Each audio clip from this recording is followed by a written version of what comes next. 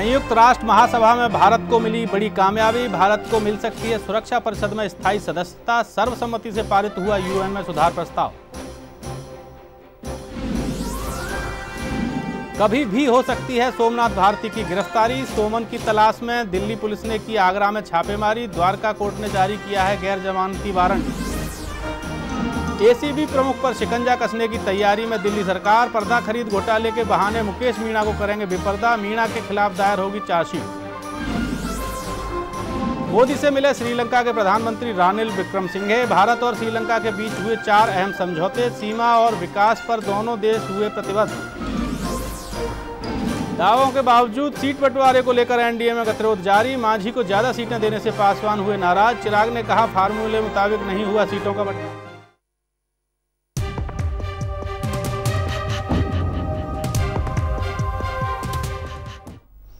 नमस्कार, मैं हूं हीरेंद्र राठौड़ और A to Z की खास पेशकश में आपका स्वागत है। यूएन यानी संयुक्त राष्ट्र एक ऐसा संगठन जिसका वजूद द्वितीय विश्व युद्ध के बाद सामने आया। द्वितीय विश्व युद्ध के विजेता देशों ने मिलकर संयुक्त राष्ट्र को अंतर्राष्ट्रीय संघर्ष में हस्तक्षेप करने के उद्देश्य से स्थापित किया था। अब भारत संयुक्त राष्ट्र में अपनी परमानेंट जगह तलाश रहा है। 1992 में ये सफ़र तेज़ हुआ जो अभी तक जारी है, लेकिन अब भारत को मिली है बड़ी कामयाबी। यूएन के 193 देशों के सपोर्ट के बूते यूएन ने रिफॉर्म पर चर्चा मसौदे को मंजूरी दे दी है। भारत के लिए क्या इस मंजूरी के मायने हैं, कैसे मिलेगी परमानेंट सीट, दुनिया के पटल पर भारत की कितनी बढ़ेगी साख, इन्हीं मुद्दों पर आज हम करेंगे चर्चा। और इस चर्चा में हमारे साथ रहेंगे सेना के प्रमुख एक बड़े पदाधिकारी जो जल्द ही हमारे साथ जुड़ेंगे। आइए शुरू करें।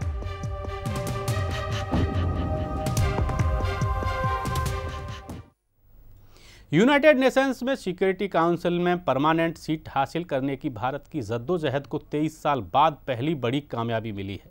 यूएन ने रिफॉर्म पर चर्चा के प्रस्ताव को मंजूरी कर लिया है। 70वें सेशन में चर्चा का एजेंडा भी तय हो गया है। अब साल भर तक ये प्रोसेस चलेगी, इसके बाद कोई नतीजा सामने आएगा। भारत के नज़रिए से कितना अहम है ये फैसला, देखिए इस रिपोर्ट में।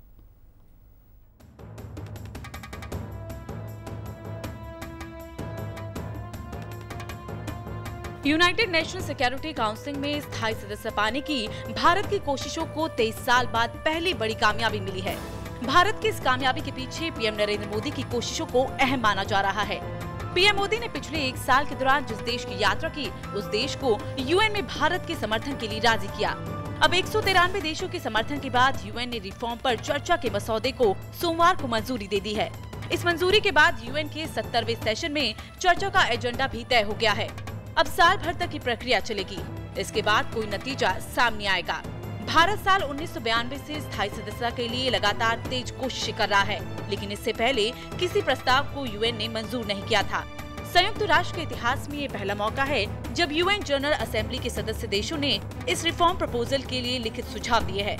बैठक में चीन, पाकिस्तान, इटली और उत्तर कोरिया ने विस्तार का विरोध किया। स्थायी सदस्य चीन का विरोध सबसे अहम था। चीन प्रस्ताव पर वोटिंग चाहता था, लेकिन चंद देशों को छोड़ किसी ने उसका साथ नहीं दिया।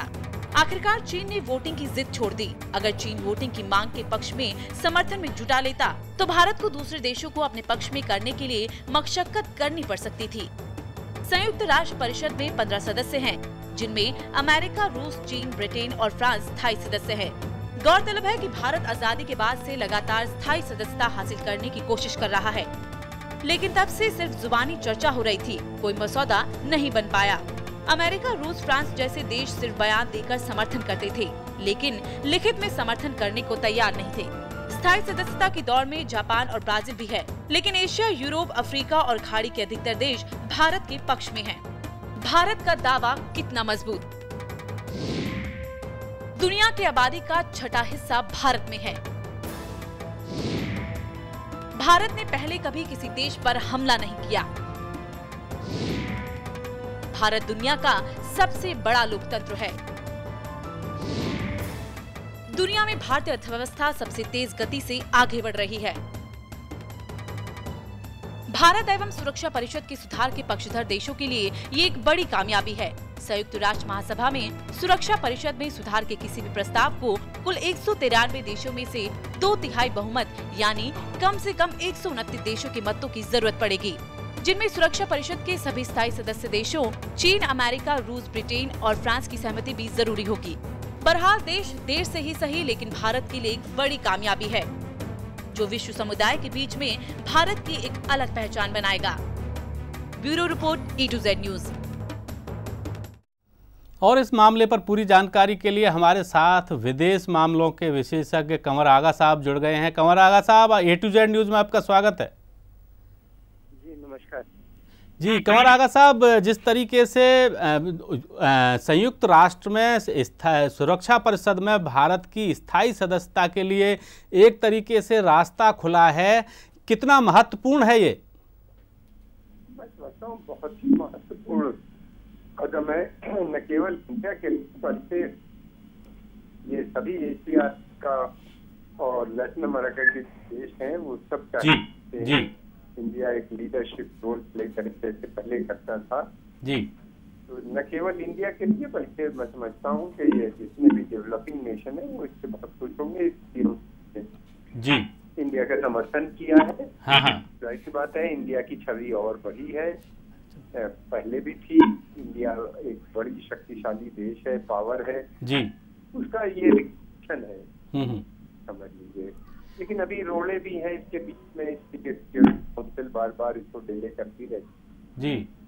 अब जरा मुश्किल होगा, इसलिए कि इतने देश का अगर जब समर्थन मिल जाता है किसी चीज को तो उसके खिलाफ वीटो का इस्तेमाल करना मुश्किल होता है। जी जी।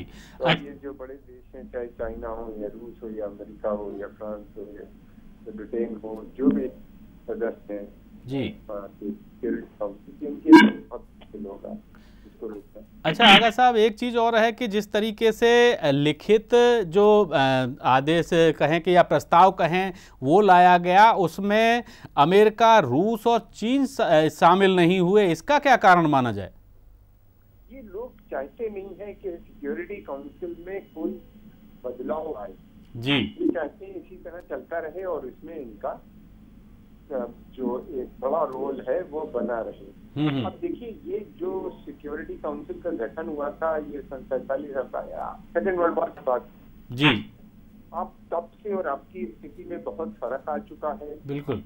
अब नए इमर्जिंग नेशन है, इंडिया है, ब्राजील है, साउथ अफ्रीका है और इस तरीके से और भी जो एक मुल्क है जो कि बहुत सक्षम है, बहुत टेक्नोलॉजिकली बहुत डेवलप है जी, इंडस्ट्रियली और इकोनॉमिकली भी बहुत तरक्की इन्होंने कर ली। इंडिया की 2 ट्रिलियन की इकोनॉमी है, किसी की 1.5 ट्रिलियन की है, किसी जी जी। तो ये देश जो है इनका बहुत बड़ा रोल है अपने अपने रीजन में अमन शांति पहुंचाने के लिए। इंडिया का इधर इंडिया पूरा सी लेन को गल्फ ऑफ एडन से लेके इंडियन ओशन और वो सब बियॉन्ड पैसिफिक तक ये सारा सी का जो रूट है उसको कंट्रोल करती है। वहाँ पे पायरेसी को रोकती है। हमारी सेना जी, जो नेवी है ये बहुत सक्षम रोल अमन शांति मेंटेन करने का करती है। फिर पीस कीपिंग का काम होता है, हमारी सेनाएं जाती हैं या फिर उसके अलावा जी जी। चलिए कंवर आगा साहब, आप हमारे साथ जुड़े, इतनी सारी जानकारी दी उसके लिए आपका बहुत बहुत धन्यवाद। और इस पूरे मामले पर जो कि यूएन में भारत का जिस तरीके से रास्ता खुला है सुरक्षा परिषद की सदस्यता के लिए, पूरे मामले पर चर्चा के लिए हमारे साथ जुड़ गए हैं मेजर जनरल SP सिन्हा। उनसे भी बात करेंगे। सिन्हा साहब, जिस तरीके से ये रास्ता खुला है, अभी कंवर आगा साहब भी कह रहे थे कि बड़ा महत्वपूर्ण है ये मामला, जिस तरीके से 23 साल के प्रयासों के बाद कम से कम इस स्थिति में आए हैं जब ज़्यादा से ज़्यादा देश जो सुरक्षा परिषद की सदस्यता के लिए, खासतौर पर भारत की सदस्यता के लिए समर्थन दे रहे हैं। खासतौर पर जाहिर सी बात है कि विकासशील देश ही हैं सारे। भारत के मामले में कितना महत्वपूर्ण है? आप क्योंकि सुरक्षा एजेंसी से जुड़े रहे हैं, आप पूर्व सैनिक हैं, पूर्व अधिकारी हैं, बड़े अधिकारी रहे हैं। देखिए, सबसे पहले तो प्रश्न ये उठता है जी कि ये क्यों जरूरी है, क्यों अहम है कि Hindustan permanent United nation security council का परमानेंट सदस्य बने। पहला प्रश्न ये उठता है जी। दूसरा, थोड़ा इतिहास में भी जानने की जरूरत है कि भूतकाल में क्या हुआ था। तीसरा, कि क्या जस्टिफिकेशन है कि क्यों हिंदुस्तान को परमानेंट सिक्योरिटी काउंसिल में मेंबरशिप मिलना चाहिए, दाखिला। और चौथा बिंदु ये है पाकिस्तान फैक्टर एंगल और चाइना एंगल। और बाकी शक्तियों का भी जो एंगल है फॉरेन पावर्स का, वो भी एंगल को विश्लेषण करने की जरूरत है जी। पहले मुद्दे पे हम आते हैं कि क्यों जरूरी है कि हिंदुस्तान सिक्योरिटी काउंसिल का परमानेंट मेंबर बने। एक 1.28 बिलियन आबादी जी, 2022 में हिंदुस्तान विश्व का सबसे पॉपुलेटेड जी, सबसे हेवी पॉपुलेशन वाला देश बन जाएगा। तो मैं पूछना चाहता हूं कि ऐसा ऑर्गेनाइजेशन जो पूरे विश्व के मेंबरशिप का और शांति कायम रखने का रिफ्लेक्शन है, उसमें विश्व के सबसे बड़े देश, सबसे पॉपुलस स्टेट देश को क्या आप प्रतिनिधि नहीं बनाएंगे जी? क्या रिप्रेजेंटेशन नहीं देंगे? ये प्रश्न उठता है जी। दूसरा प्रश्न जो है कि जब सेकेंड वर्ल्ड वॉर खत्म हुआ तो जो मेजर जो विनर्स थे जी, उन्होंने ये केक खा लिया। अमेरिका हो, यूके हो, फ्रांस हो, रशिया हो, चाइना भी वॉर के एफर्ट में सपोर्ट किया था जी। और उस समय आपको मैं बताना चाहता हूं कि ये पीपल्स रिपब्लिक ऑफ चाइना नहीं था, ये रिपब्लिक ऑफ चाइना था, आरओसी जी। तो जो यूनाइटेड नेशंस की जो सदस्यता मिली थी वो आरओसी को मिली थी, रिपब्लिक ऑफ चाइना को मिली थी, ना कि PRC, people's republic of China को जी। और कुछ लोगों का कहना है क्यों कि उस समय, जिस समय गठन हुआ था यूनाइटेड नेशंस ऑर्गेनाइजेशंस का 1945 में, उस समय हिंदुस्तान इंडिपेंडेंट कंट्री नहीं था जी, इसीलिए इसको सदस्यता नहीं मिली। दूसरा जो मापदंड दिया जाता है जी कि जो हिंदुस्तान है वो एक गरीब देश था, और तीसरा है कि उसमें इतनी शक्ति नहीं थी जी कि वो पीस मेंटेन करने के लिए, स्टेबिलिटी मेंटेन करने के लिए विश्व में एक अहम भूमिका अदा कर सकता था जी। ये तीनों बातों में तब्दीली आई है। पहली बात तो यह है कि चीन कैसे मेंबरशिप बना फिर जी। यदि इकोनॉमिक क्राइटेरिया था तो 1945 में चीन कहां था जी, बिल्कुल। तो उसके बाद सच ये है कि जो 5 पावर्स हैं वो नहीं चाहते हैं कि शक्ति का विभाजन हो जी। यदि 5 टुकड़े हैं तो वो छठा टुकड़ा किसी को नहीं देना चाहते, सच ये है। वो जरूरी हिंदुस्तान के लिए है क्योंकि जब एक बार परमानेंट मेंबरशिप मिल जाता है यूनाइटेड नेशन सिक्योरिटी काउंसिल का जी, तो जो इज्जत उसके साथ जाती है, जो आपको इंटरनेशनल एरा में आपकी वॉइस सुनी जाएगी, लोगों का आपके तरफ देखने का जो नजरिया होगा जी, उसमें बहुत तब्दीली होगी। और जिस रफ्तार से माननीय प्रधानमंत्री मोदी जी की प्रधानमंत्रीशिप में हम लोग इंटरनेशनल फील्ड में आगे बढ़ रहे हैं जी, तो ये बहुत जरूरी है कि ये हमको जो मेंबरशिप है वो किसी भी हालत में हमको मिलनी चाहिए। और रशिया, अमेरिका और चीन यदि इसमें कुछ अड़चन पैदा कर रहे हैं तो ये बहुत स्वाभाविक है जी।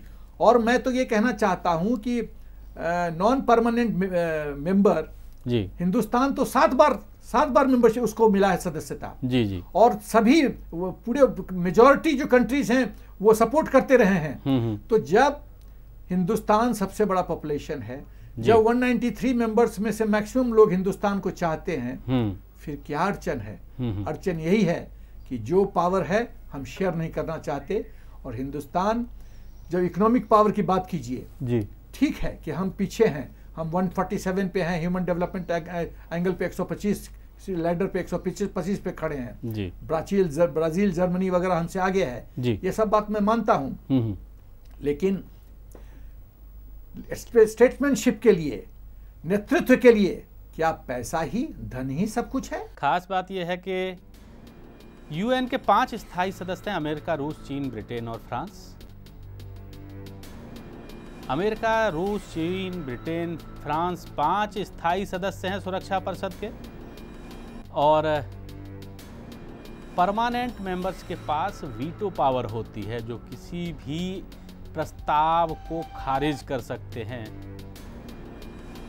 स्थायी सदस्यता के फायदे बता दें। परमानेंट मेंबर्स के पास वीटो पावर होती है। परमानेंट जो सदस्य होते हैं, स्थायी सदस्य फिलहाल 5 हैं, उनको और वीटो पावर वाले सदस्य यूएन के किसी भी प्रपोजल को रोकने खारिज करने का हक रखते हैं। वीटो पावर इसी को कहा जाता है कि एक भी सदस्य अगर किसी भी प्रस्ताव को ना माने, वीटो पावर वाले सदस्य यूएन के किसी भी प्रपोजल, कोई भी प्रस्ताव खारिज कर सकते हैं।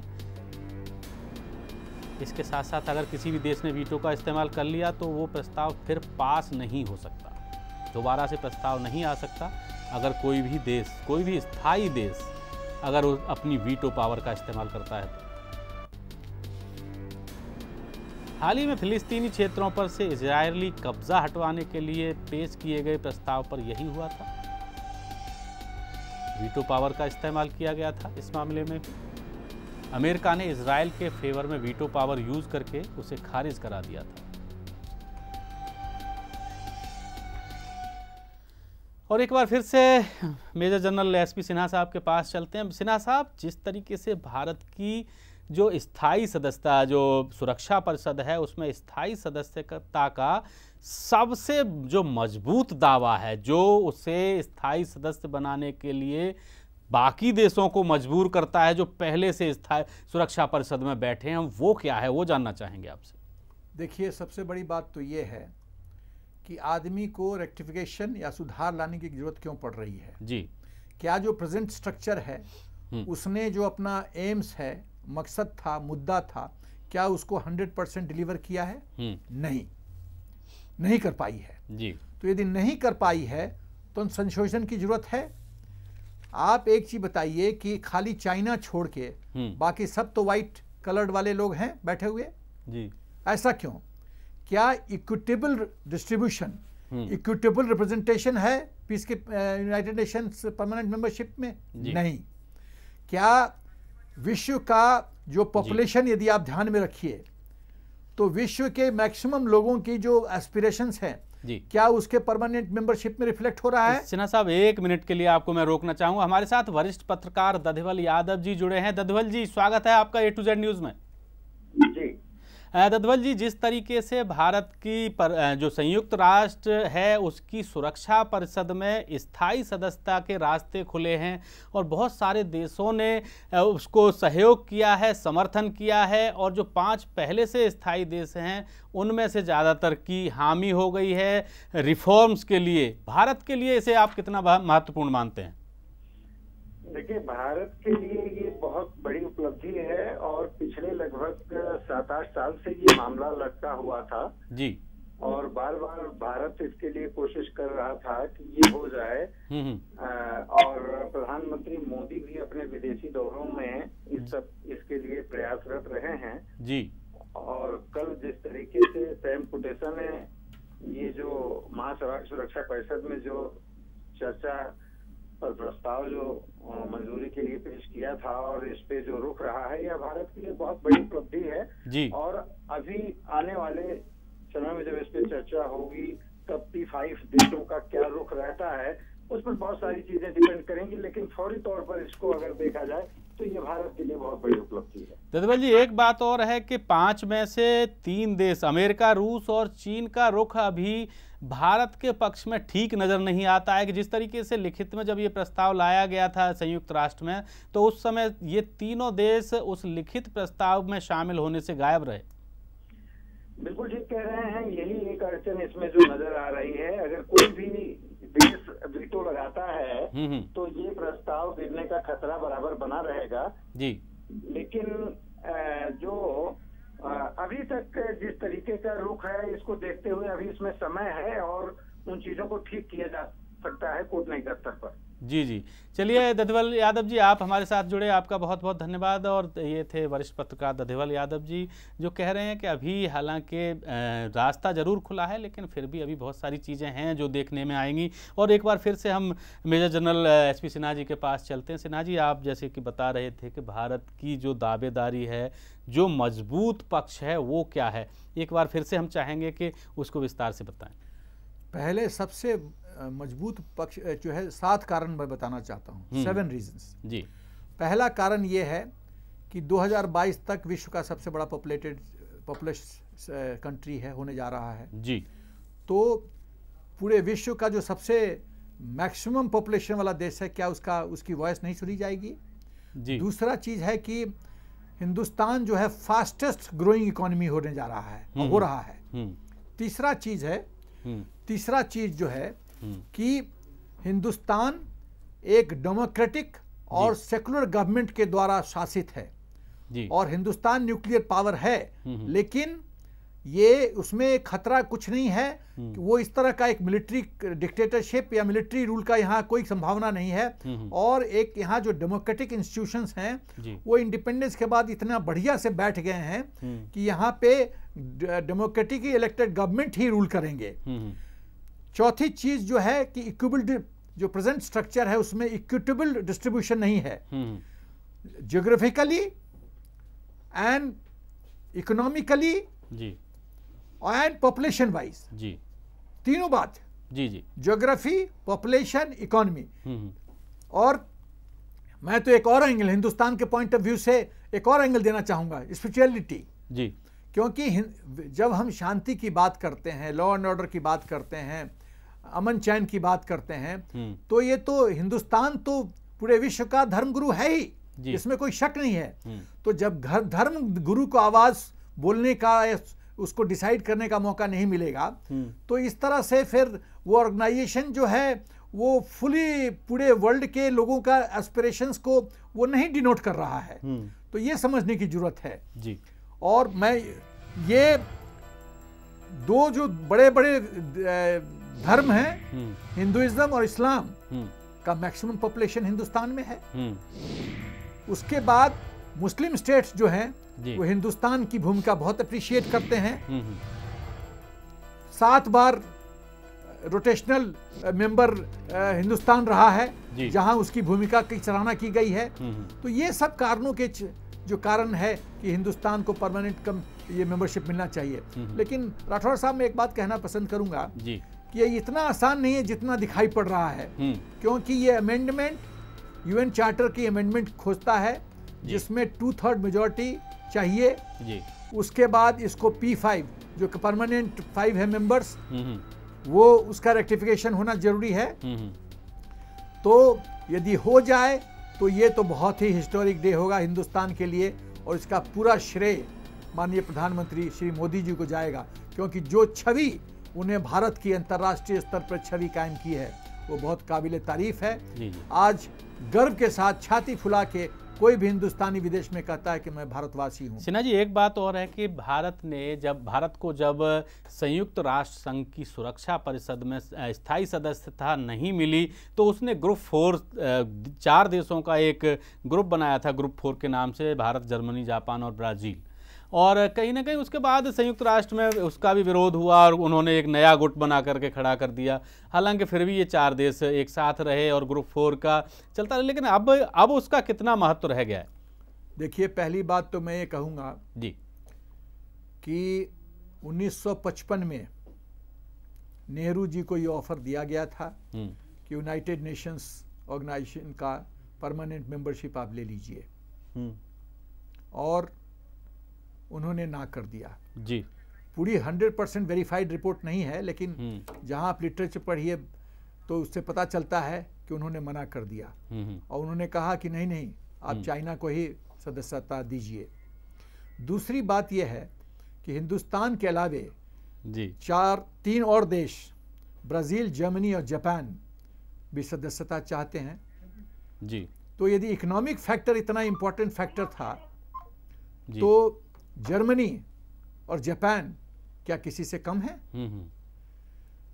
जो ये चारों देशों, इंडिया, ब्राजील, जापान और जर्मनी की परमानेंट सदस्यता को अपोज करने वाला। सिन्हा साहब, एक चीज़ और समझना चाहेंगे आपसे कि जिस तरीके से अगर भारत 1 साल बाद या जितना भी समय, क्योंकि ये एक रूटीन है जो प्रोसेस पूरा होना है, उसके बाद अगर भारत सुरक्षा परिषद का स्थायी सदस्य बन जाता है, तो उसके बाद जिस तरीके से भारत के पड़ोसी देशों के साथ, मुल्कों के साथ फिलहाल संबंध ठीक नहीं है, और चाहे चीन की सीमा हो या पाकिस्तान की सीमा हो, दोनों तरफ कुछ ना कुछ गतिविधियां चलती रहती हैं, तनाव बना रहता है। और बार बार पाकिस्तान संयुक्त राष्ट्र संघ में बात को ले जाने की बात करता है, कश्मीर मुद्दा हो उसको भी कहीं ना कहीं। तो अगर सदस्य बन जाता है, स्थायी सदस्य भारत बन जाता है, तब इन मामलों में भारत को कितना फायदा होगा? इन मामलों में बहुत फायदा होगा, क्योंकि जो वीटो पावर उसको मिलेगा और जो वॉइस सुनी जाएगी उसके पूरे विश्व में, वो बहुत ही महत्वपूर्ण वॉइस होगा। और सबसे बड़ी बात मैं ये कहना चाहता हूं कि जब परमानेंट मेंबर बन जाएगा Hindustan United Nations security council का जी, तो वो आतंकवाद पॉइंट दृष्टिकोण से जो भी हरकतें पाकिस्तान कर रहा है उस पर अंकुश लगाने की प्रतिक्रिया कर सकता है जी। इंटरनेशनल मॉनेटरी फंड अमेरिका को ये इंप्रेस कर सकता है, प्रभावित कर सकता है कि आप जो उसको फाइनेंशियल एड दे रहे हैं उसका एंड यूज रिपोर्ट मांगिए और एंड यूज रिपोर्ट पब्लिक कीजिए जी। फिर वो स्पेशल फोर्सेस जैसे United Nation peace keeping force है, United Nations free terrorism force को की रचना की जाए और जिसको पाकिस्तान में पोजीशन किया जाए और एक टाइम फ्रेम दिया जाए कि जितने टेररिस्ट कैंप हैं जो कि नोन है, मुजफ्फराबाद में, कोटली में है, उसके अलावा अबाउट 32 और टेररिस्ट कैंप्स हैं, उसको सबको डिसमेंटल किया जाए जी, तोड़ दिया जाए और यूनाइटेड नेशंस को एक रिटर्न रिपोर्ट दिया जाए इस फोर्स के द्वारा। जरूरत पड़े तो इस फोर्स को कंप्लीटली पाकिस्तान में परमानेंट रखा जाए जब तक पाकिस्तान के व्यवहार में सुधार नहीं आता है। तो इस तरह का जो महत्वपूर्ण रोल है, जो ऐतिहासिक रोल है, वो हिंदुस्तान तभी कर सकता है जबकि उस पैनल में बैठा रहे। और सबसे बड़ी बात यह है कि एक और मैं बात कहना पसंद करूंगा कि एक और संशोधन करने की जरूरत है। एक देश, 5 में से एक देश वीटो पावर बोल देता है और वो खारिज हो जाती है, तो एक रूल ऑफ मेजॉरिटी होने की जरूरत है और मेंबरशिप जब बढ़ाने की जरूरत है और ज्योग्राफिकल दृष्टिकोण से इक्विटेबल रिप्रेजेंटेशन, पॉपुलेशन, ज्योग्राफी और इकोनॉमी के पॉइंट ऑफ व्यू से इक्विटेबल मेंबरशिप होने की जरूरत है परमानेंट मेंबर के रूप में यूनाइटेड नेशंस सिक्योरिटी काउंसिल में। चलिए सिन्हा साहब, आप हमारे इस खास प्रोग्राम में पधारे, आपका बहुत बहुत धन्यवाद। और हमारी आज की इस खास पेशकश यूएन में भारत की धमक में बस इतना ही। आप मुझे दीजिए इजाज़त और आप बने रहिए A to Z न्यूज़ के साथ। नमस्कार।